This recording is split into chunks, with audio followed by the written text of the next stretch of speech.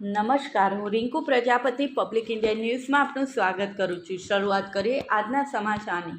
Vasad overbridge પર bike slip થતાં વડોદરાના તબીબ યુવકનું મોત। વાસદ ઓવરબ્રિજ પર સોમવારે રાતે આણંદથી વડોદરા જઈ રહેલા તબીબ યુવક અને તેની મિત્રને બાઇક સ્લીપ થતાં ગંભીર ઈજા પહોંચી હતી, જેમાં યુવકનું સ્થળ પર જ મોત નીપજ્યું હતું, જ્યારે તબીબ યુવતીને ગંભીર ઈજા પહોંચી હતી। ગાંધીનગરના પેથાપુરનો 24 વર્ષીય વ્રજ વિનોદભાઈ પટેલ હાલમાં વડોદરાની SSG હોસ્પિટલમાં સર્જરીમાં પોસ્ટ ગ્રેજ્યુએશન કરી રહ્યો છે તથા હોસ્પિટલમાં જ ઇન્ટર્ન તરીકે ફરજ બજાવે છે। સોમવારે સાંજે તે તેમજ સહ અધ્યાયી મહિમા માનસિંગ ડામોર સાથે બંને બુલેટ લઈને આણંદ તેમના મિત્રને મળવા માટે આવ્યા હતા। દરમિયાન રાત્રિના સમયે તેઓ બાઇક લઈને પરત વડોદરા જવા નીકળ્યા હતા।